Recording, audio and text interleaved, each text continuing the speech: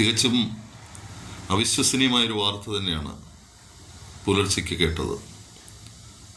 വേടൻ്റെയും ഗൗരിലക്ഷ്മിയുടെയും പാട്ടുകൾ നീക്കം ചെയ്യുന്നു സിലബസിൽ നിന്ന്. അങ്ങനെയാണെങ്കിൽ അത് അവരോട് കാണിക്കുന്ന നന്ദികേടാവും, വിളിച്ചു വരുത്തി അധിക്ഷേപിക്കലാവും.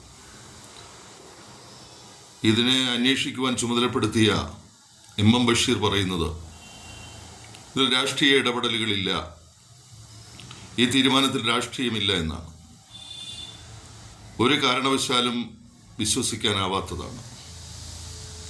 പിന്നെന്തിന് ഇവരുടെ പാട്ടുകൾ പാഠഭാഗത്തിൽ ഉൾപ്പെടുത്തി? BA സെമസ്റ്ററിലേക്കാണ് ഈ പാഠഭാഗങ്ങൾ ഉൾപ്പെടുത്തി. ഗൗരിലക്ഷ്മിയുടെ അജിതഹരയും വേടൻ്റെ ഭൂമി ഞാൻ വാഴുന്നിടവും. അതൊന്ന് മൈക്കേൽ ജാക്സന്റെ, വേടൻ്റെ പാട്ട് മൈക്കേൽ ജാക്സന്റെ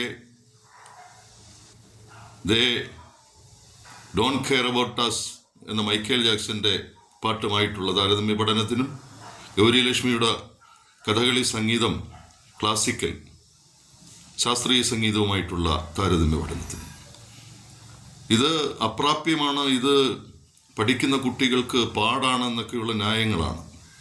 പക്ഷേ ഇതിൽ തീരുമാനമായിട്ടില്ല, കാത്തിരിക്കുകയാണ് നമ്മൾ. മലയാള ബിരുദ പഠന ഡിപ്പാർട്ട്മെൻറ്റിലേക്ക് അയച്ചിരിക്കുകയാണ്. നമുക്ക് കാത്തിരിക്കാം.